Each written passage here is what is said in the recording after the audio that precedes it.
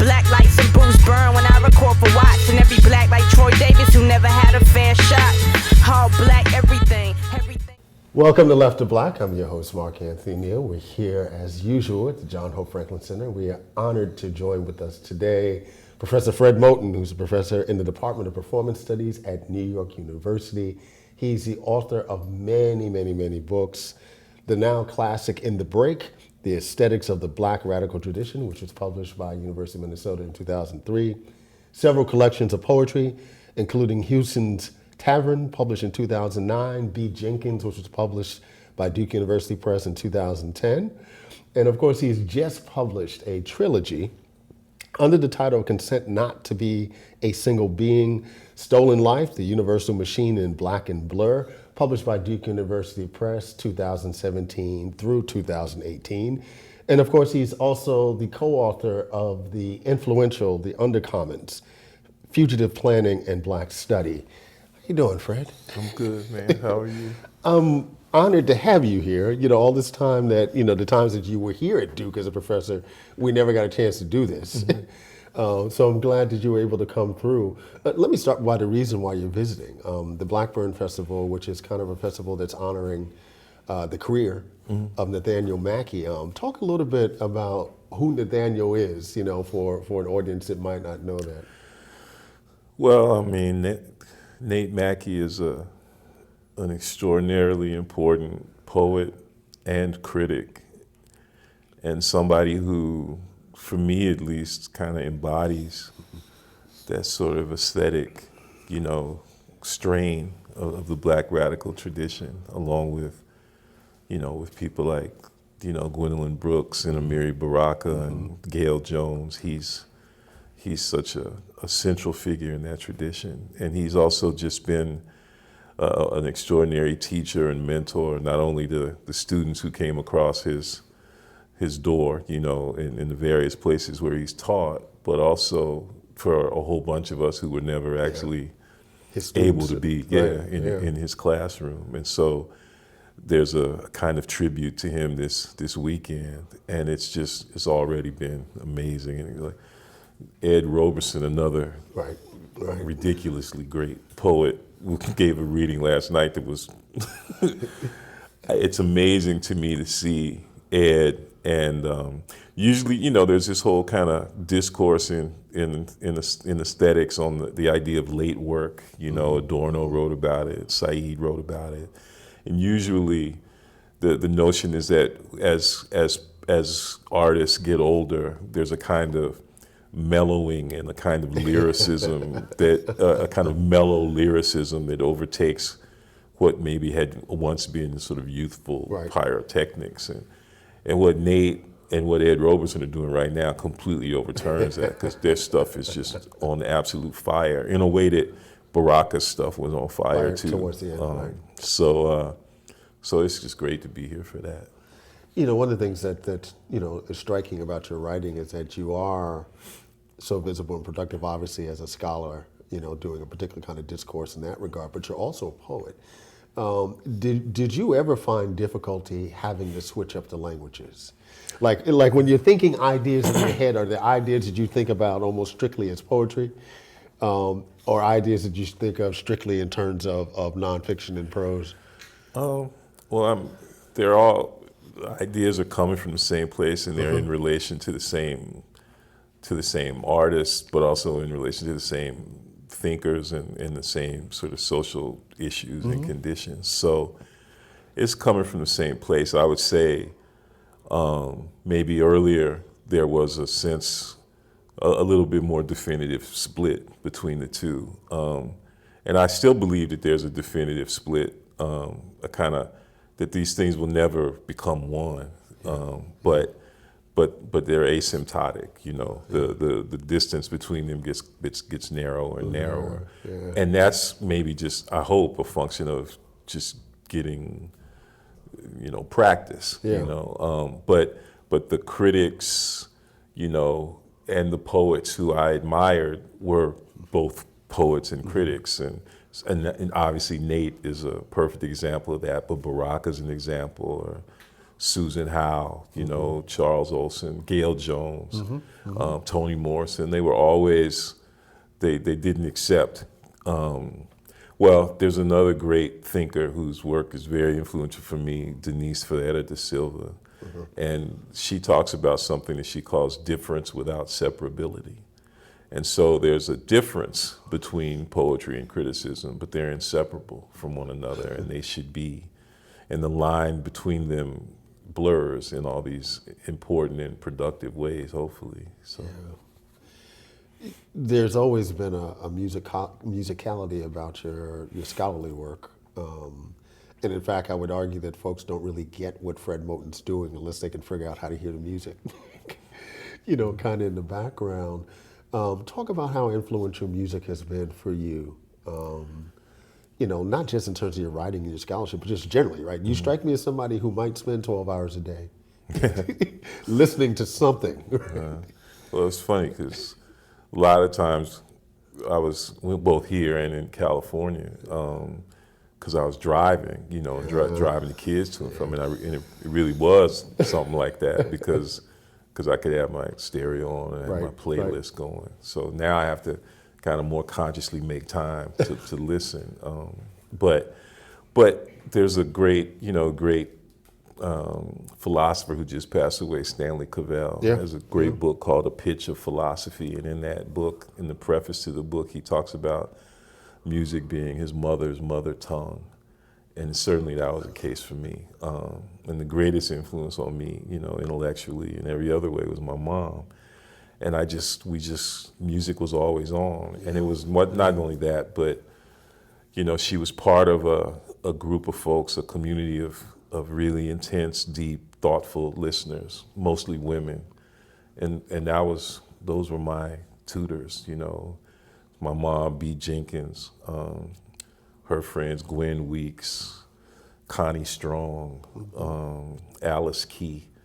And, you know, I had the privilege of being able to sit there and listen to them as they were listening to music. And their listening was active and musical itself. I mean, Gwen Weeks was a former singer. She sang in Harry James's band, and this is all in Las Vegas where I grew up, and there were a lot of, you know, show business people who sort of gravitated to Vegas, and she lived there, you know, in the community where we grew up, and sometimes they would get together, you know, and I would go with my mom, and they also were really into football.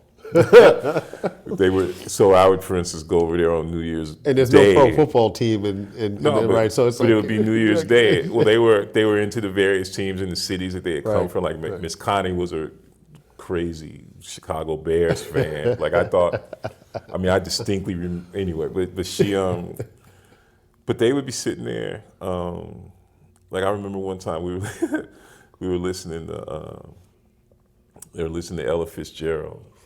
Singing, you know, on an album with Count Basie's band, and the way they would talk about what she was doing, and the way they would talk about the interaction between her and the band, and I don't know how. At one point, Miss Connie said that she got to sing. The band is kicking her in her ass. She got to sing. She can't help but sing, you know. And it was. They just knew a lot about music, and they loved it, and they talked about it rigorously and brilliantly, but they talked about it as if they loved it. Yeah. And there was no distinction between their capacity for criticism and their love for it. And so that for me has been the model that I've been trying to follow, you know. What was it like growing up in Las Vegas? It was hot. Everybody thinks, I mean, the primary fact that you have to deal with is the heat in the summer.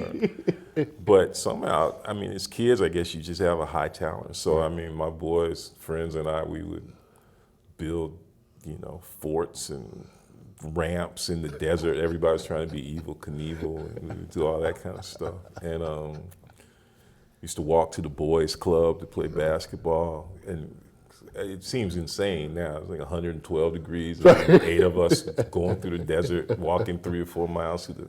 Wow. So it was, you know, and everybody's in my neighborhood, at least most folks parents were involved in some way in the casino industry as porters, maids, or so people's parents worked at night a lot, and I remember a lot of the activities stuff we were doing, hanging out together, was at night because sometimes it was so hot you just didn't even go outside till 9 o'clock at night. So you're at somebody's house or you're hanging Well, out everybody's with parents would be sitting out on the front yard in their chairs or whatever, and they'd be playing these epic games of hide and seek. So I think a lot of ways the two factors that really determined things more than anything were the weather, and then the fact that people's parents had non-traditional work hours.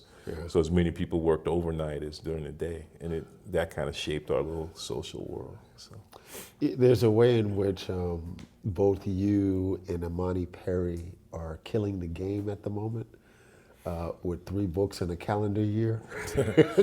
I don't know whether or not that's a sustainable model for Black studies for anybody, but what was it like in terms of the gestation of these projects and trying to figure out when the right time was?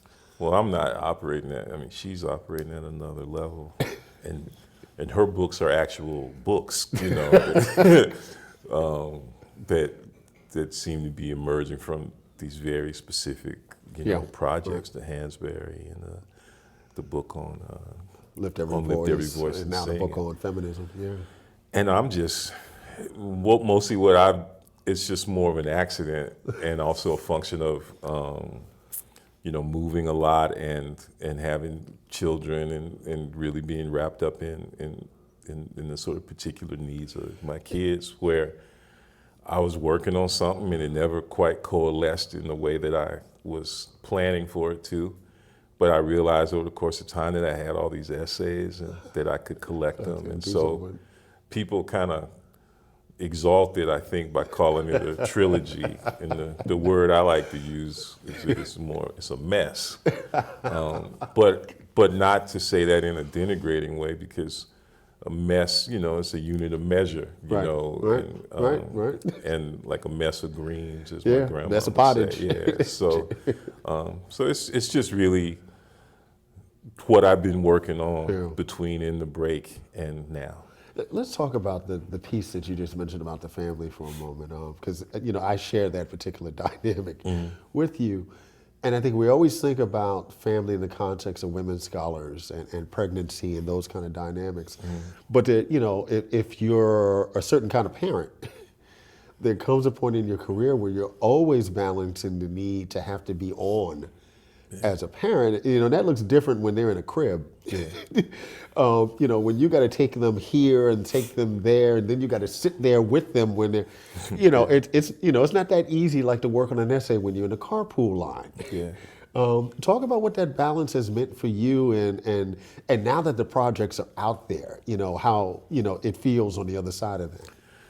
Well, when my partner Laura Harris and I had our children sort of relatively late in the game, and what she was able to do, was heroic. She had 2 children while she was working on a dissertation and then finishing a book. And so I try my best to be, for things to be even and equitable, but it wasn't. It was not that. It was partly because of where we were at different places in our career, and partly because kids they have a different relation to the mother. Their demands on your time in terms of travel and all of that. So and it's still something we're trying to negotiate, and I'm not. I have to get checked and corrected on a regular basis, and I'm trying to do the best I can. But certainly because of where we were living, there was a lot of driving and a lot of. But what I found, the thing that happened was once. We didn't have children until after In the Break was out. So I felt like, well, at least, the book I needed to get tenured, that was done. That was done. And over the course of time, the kind of long, I was able to start things and work on things. But for me, the stuff that's the most time consuming in the sense of you have to have a long time to try to go over things carefully is the sort of final editing process. And that was something that I just didn't have time to do anymore. But what I found was that I could work on poetry a lot more. And I was also just totally, lucky about the fact that my children, like all children, they're really interesting and they say cool stuff. And I was stealing stuff from them all the time and putting it in poems, and still do. So I didn't find that it precluded my capacity to work or curtail, sort of lessened it. It just meant that the work was done differently in different hours, and it could move in different, and it was produced in different ways. Yeah, so. the kid thing is funny. My daughter is studying to be an art historian, and I'm so much more attuned to visual culture, say in the last decade, because that was her interest. Yeah. Yeah. And it took me a while to actually go, oh, that's why I'm interested in this stuff at this point. Yeah. Aretha Franklin passed away, a month ago. Talk about her importance to the culture.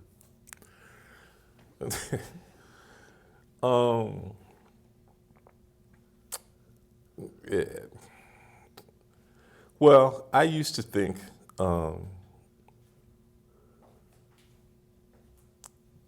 to me, the two greatest the two greatest African American musicians, which is for me essentially to say the two greatest American musicians, right. are Armstrong and Aretha Franklin. Wow.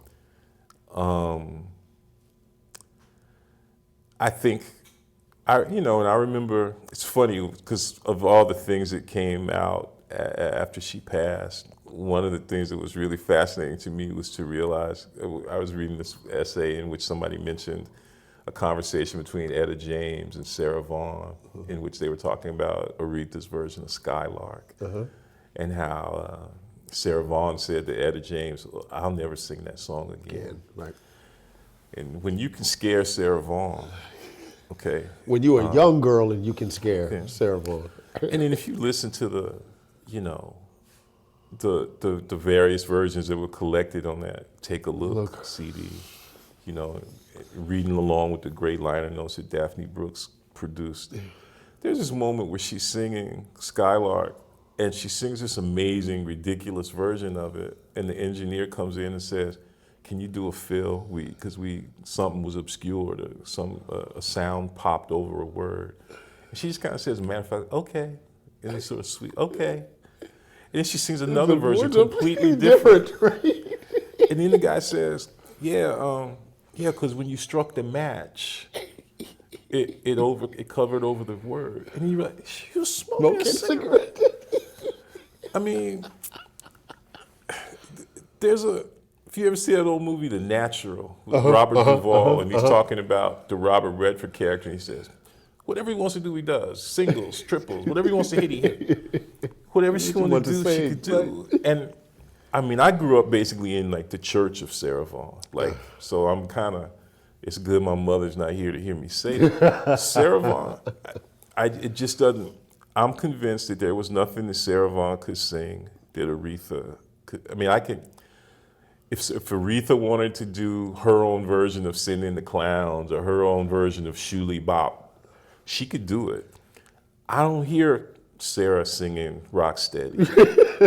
Now, that's not to lessen or to try to denigrate in any way Sarah Vaughan, who's indescribably great. Right. It just means that where Aretha was operating was, to use Duke Ellington's favorite compliment, it was beyond category.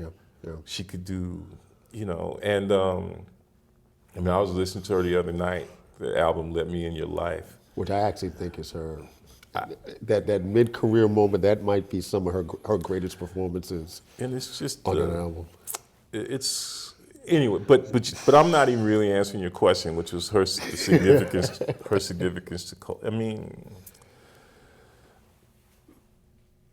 I believe that Black culture in many ways is a maternal culture. It is it's a matrilineal insurgency, and that our most essential and fundamental attributes are, as Hortense Spillers says, they are handed by the mother. Yeah. And it is in this respect that her significance is clear to me, which is that on the most basic level, she put her hands on us, Yeah. and she blessed us with the capacity to continue. It's interesting what you just said about, the culture being matrilineal, and I'm thinking about the conversation you just had about those women who helped you listen to the music. Suad Abdul Kabir, who's written this great book on hip hop and Islam called Muslim Cool, she gave a talk last night and she was talking a little bit about, the gender dynamics. She mentioned how someone like Africa Bambaataa, the first 200 albums that he owned were from his mother's record collection, right? And so and she was responding to the fact, well, where are the women in the culture? Is like, they're actually in the crates, right? It was his mother's curating of these crates that drew him to the music. Yeah. No, it's the same. That's my collection too. It's my mom's records. I remember when she had some health issues when I was a young adolescent, and I think I don't know, she had to have a gallbladder surgery, and there was maybe some sense that there might be some malignancy, and it turned out not to be the case. But she wrote this letter to me about, and her basic thing in the letter was that if you want to understand who I am, you have to listen to the records. So, and I think that it was not just understand who she is, but understand who we are and what we are. So, my sense of it is that if as researchers continue to progress in understanding our culture, the story that you told about Bambaataa, it'll be replicated any number of times. Your work, of course, is deeply archival, and as we were just talking about Aretha Franklin, I'm always surprised by the number of people, younger folks, who really never messed around with that Columbia catalog. And there's a way in which you don't actually get who she is unless you spend some time with some of that, because some of that stuff is just amazing. Yeah. And I'm troubled in this moment looking at some of our younger peers, and particularly in terms of what's happening and what we might think of in terms of middle brow journalism, that we're seeing a bunch of thinkers with wide platforms who don't actually have a relationship with the archive. Whose idea of the archive starts, with the album that came out last year, as opposed to the 12 that came out before then. Yeah. I don't know. I mean, first of all, I feel like I'm pretty anemic when it comes to the archive. I mean, when I think of archival scholar, I think of, Brent Edwards, Saidiya Hartman, and they go in there and dig and live. And to the extent that I have an archive, it's my mom's record collection. It's, and I guess also I feel like, I'm 56 now, so I'm totally falling into that thing of, these young kids today, but I try to check myself, the curmudgeon, yes. Oh yeah, it was always in me, but it's just out now, it's like boogie chilling, it's in him, it's got to come out. But I feel like there's got to be a concerted effort on the part of the younger folks who have these platforms and who are clearly committed to and devoted to the stuff that they're into, to have opportunities and the desire that should be matched by old heads such as ourselves to we have to hang out together. We have to learn how to listen to one another's music. And there's a whole bunch of stuff that's going on now that I don't know about, that I should know about. I got this friend, this great young scholar in London named Danveer Brar, and he's the one who keeps me up with Klein and Jalen and DJ Rashad, and there's all this stuff going on, and I got a younger friend who's a great artist, and we collaborate together, Wu Sang, and Wu is the one who hit me to Kalela. I need help keeping up with what they're doing. Yeah, that's true. And then at the same time, Wu comes over and we listen to Betty Carter, and then So I feel like there's got to be a rapprochement between these generations because not only because there's so much stuff maybe that's behind us that they haven't heard, Right. but because the proliferation Of stuff, I of mean, stuff yeah, now right. It's hard is to so keep up. great that Right. I can't keep up. Right. So what I really hope, is that there needs to be, we need to learn how to reconstruct. Well, as a great friend of mine, Manolo Callahan, says we need to learn how to renew our habits of assembly and be together in study with one another that will allow everybody to immerse ourselves in all this beauty. You feel the same way about Afro pessimism? Look, it's funny because I feel like, and I could be wrong, maybe because I sometimes take stuff personally in a way that I shouldn't, but I feel like I've been trying very hard to engage the work of Frank Wilderson and Jared Sexton, who I think are brilliant and absolutely indispensably important scholars. And there's certain things about what they've said that that I disagree with, and then there are other things that I feel like maybe I misunderstood, that I needed to try to engage more, in a more generous way. But I've been working really hard over the last 15 years to engage their work, because even when there were elements of it that were that rubbed me the wrong way, I knew it was important, and I knew it was coming from somewhere. But a whole lot of younger scholars who think of themselves as Afro-pessimists seem to think of me as the antithesis to their work, because I had the misfortune of using a phrase, black optimism, once or twice that seemed like it was trying to be opposed to their thing. But it's not that way for me.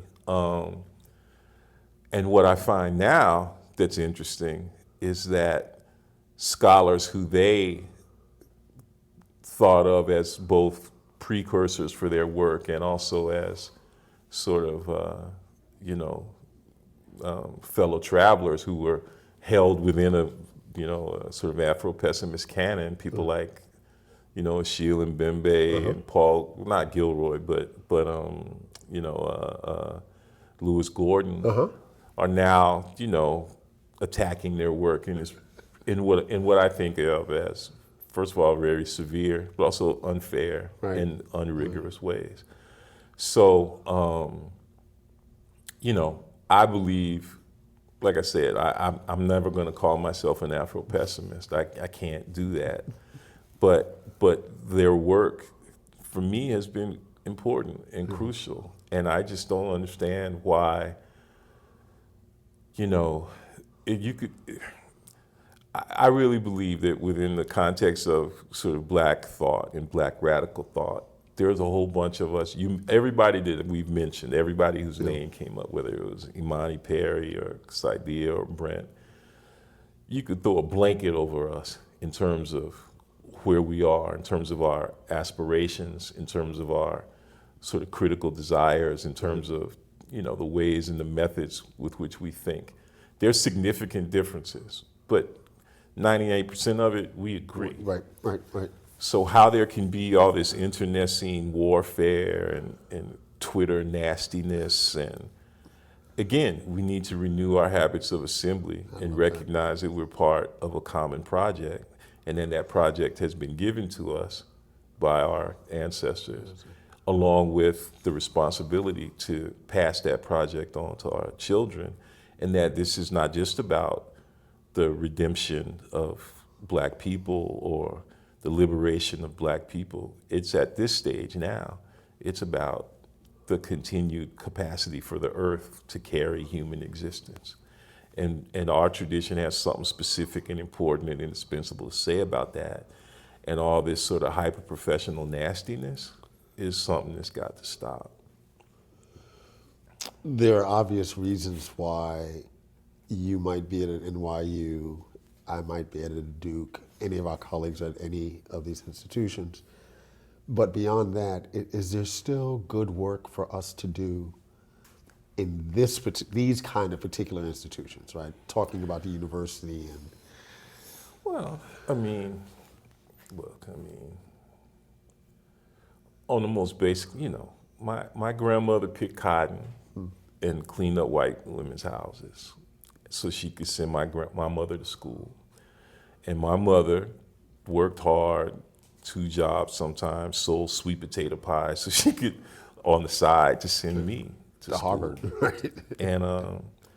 And when she sent me to school, she sent me with a kind of dual thing. And I'm not trying to suggest that these things are easily compatible, but one was she sent me to do my part in the extension of the Black radical tradition. And I don't have to guess about that. Every time I would go home, every time I would bring friends home, she said, "What are y'all gonna do? What are y'all gonna do?" But she also sent me to school so I could make a living, right. Right. And so I wouldn't have to do some of the stuff that she had to do. Again, I don't think of these things as easily compatible with one another. They sometimes can diverge to the point where a decision has to be made and a rupture has to be made. And in my case, that's probably how come I've had 8 or 9 jobs. I don't even know. There's just certain stuff I wasn't going to do and certain stuff I we weren't going to bring that up. wasn't going to take. It wasn't just because I just like to move. Right, but at this stage of the game, the kind of work, first of all, it's interesting that the emergence of Black studies into white universities is roughly coterminous with the moment at which I think that eventually we'll be able to trace back to the beginnings of the liquidation of the university as an intellectual institution. Yeah.